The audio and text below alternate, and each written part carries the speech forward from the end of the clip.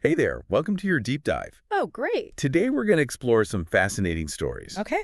They might seem totally unrelated at first, but stick with us. All right. We'll unpack some news about a near-Earth asteroid, a bold proposal for the future of Gaza, and the UK's struggle with those sky-high energy prices. Sounds good. Ready to connect the dots. Absolutely. And what's particularly interesting is how these seemingly disparate events offer insights into our capacity for adaptation and resilience. Yeah. From navigating the cosmos to reshaping geopolitical landscapes to tackling energy challenges, we'll see how these stories reflect humanity's response to a rapidly changing world. Okay, so let's start with that asteroid everyone was talking about earlier this month. Sure. 2024 YR4.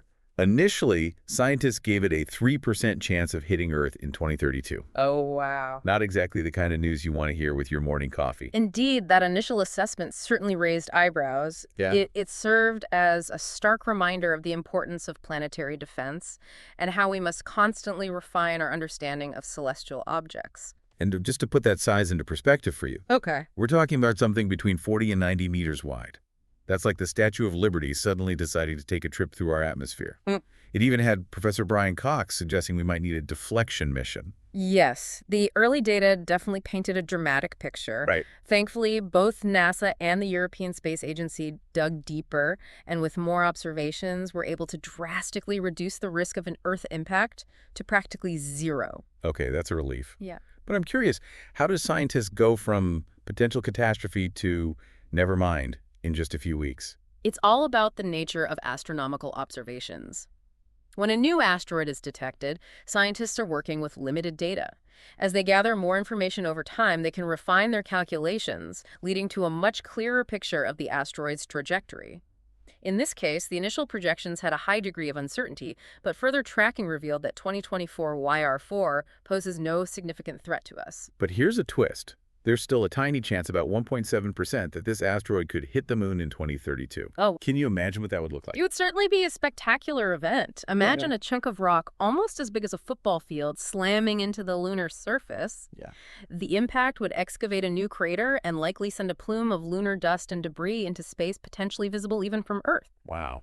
It makes you wonder, how would we as a species react to witnessing such a dramatic event unfold in our cosmic backyard? Yeah. Would it spark fear, fascination, or a deeper sense of our interconnectedness with the universe?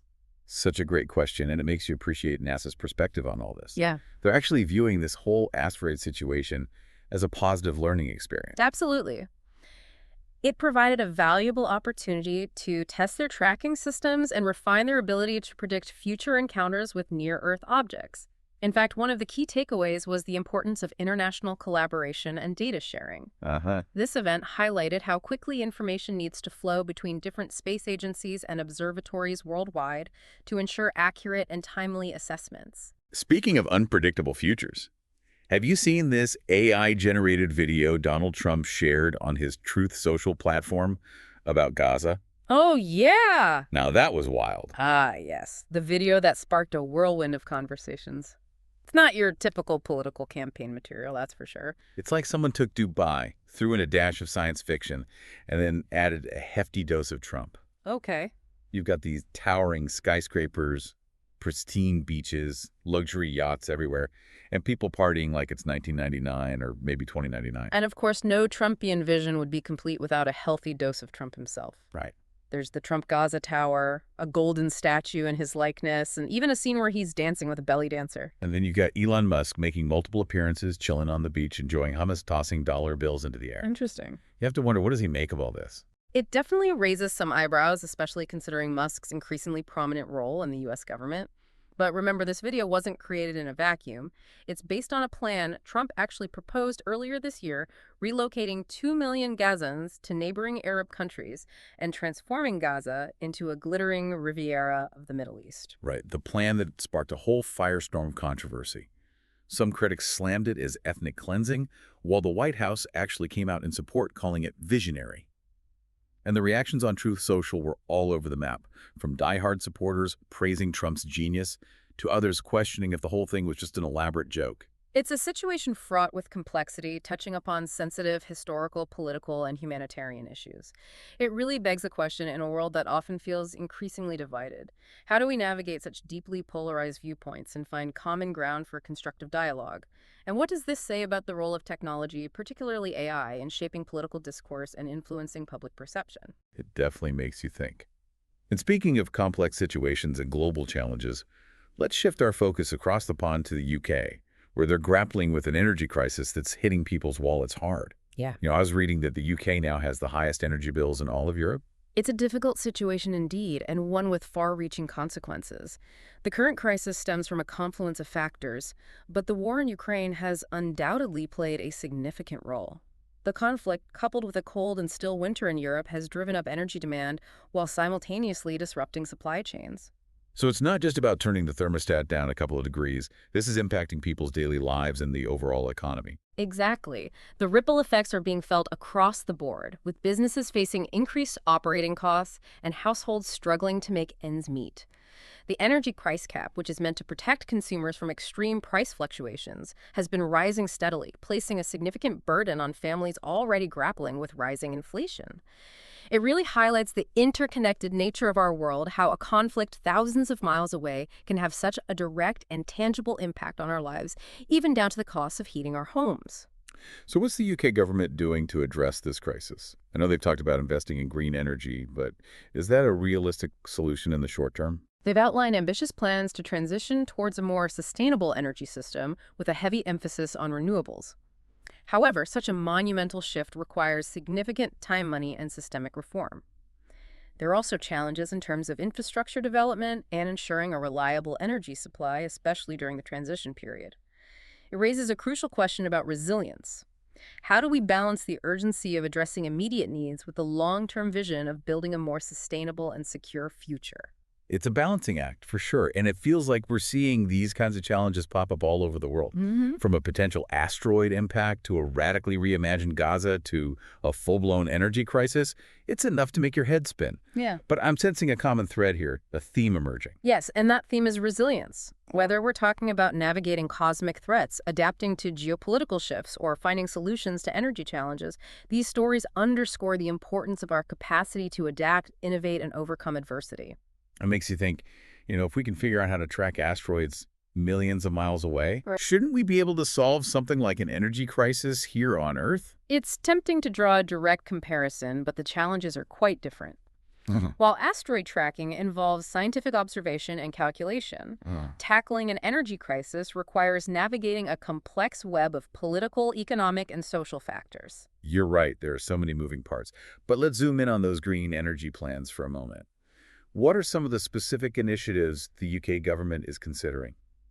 Their strategy involves a multi-pronged approach focusing on increasing renewable energy generation, improving energy efficiency, and exploring alternative sources like nuclear power. Okay. They're aiming for a significant increase in offshore wind power, along with investments in solar energy and technologies like carbon capture and storage. So it sounds like they're really trying to diversify their energy mix, Yes. moving away from fossil fuels.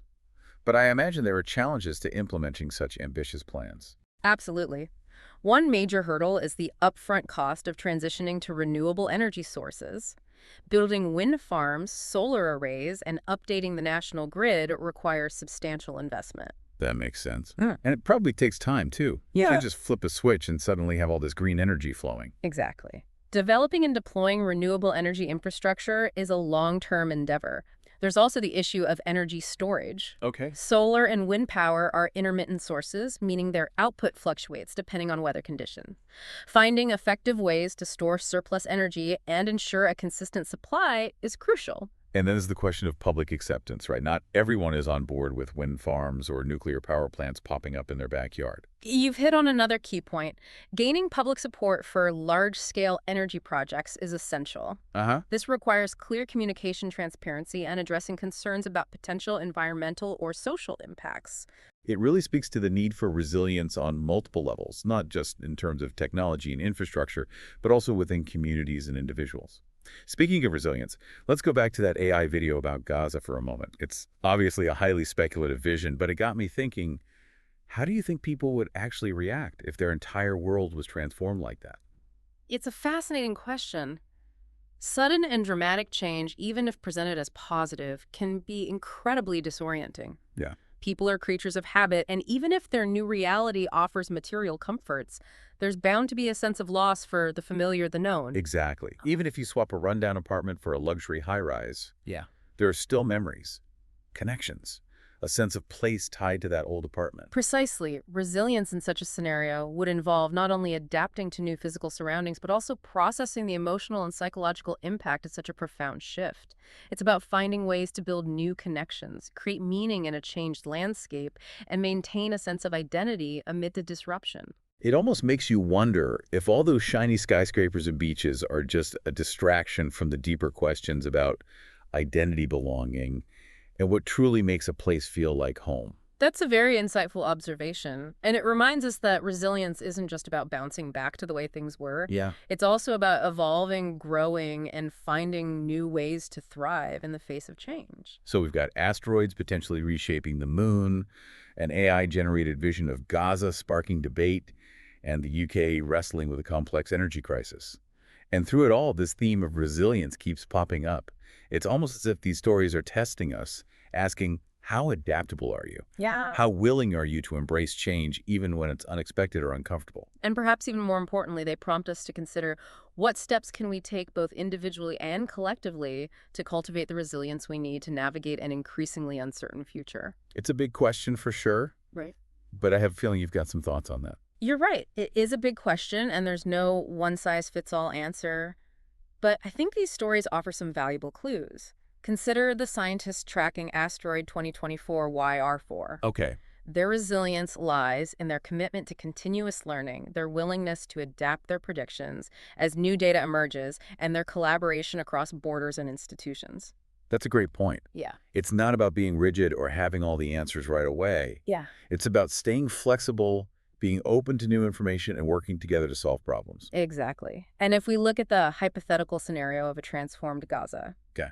resilience would involve not only rebuilding physical infrastructure, but also fostering a sense of community, preserving cultural identity, and finding ways to create meaning and purpose in a new environment. So it's not just about the practical stuff. Right. It's about the human element, too. It's about our values, our connections, our ability to find hope and strength, even in the face of drastic change. Precisely. Mhm. And this brings us to the energy crisis in the UK. Yeah. Their path to resilience involves not only investing in new technologies and infrastructure, but also adapting their lifestyles, making conscious choices about energy consumption, and supporting policies that promote sustainability and long-term solutions. It sounds like resilience is a multifaceted concept. Uh-huh. It's about being adaptable, resourceful, and connected both to each other and to the bigger picture.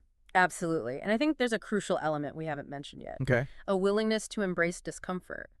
True resilience isn't about avoiding challenges or clinging to the status quo. Right. It's about stepping outside of our comfort zones, confronting difficult realities, and being willing to learn and grow from our experiences. That's a powerful thought.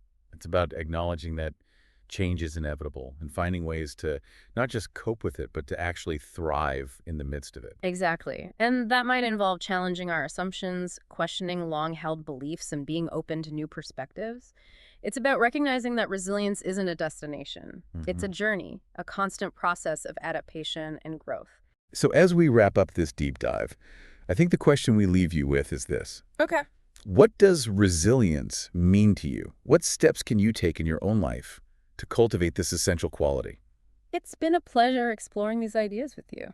Likewise. Remember, whether it's an asteroid hurtling through space, a vision of a transformed city, or an energy crisis challenging our way of life, the human capacity for resilience is perhaps the most remarkable story of all. Thanks for joining us on this journey of discovery. Until next time, stay curious, stay engaged, and stay resilient.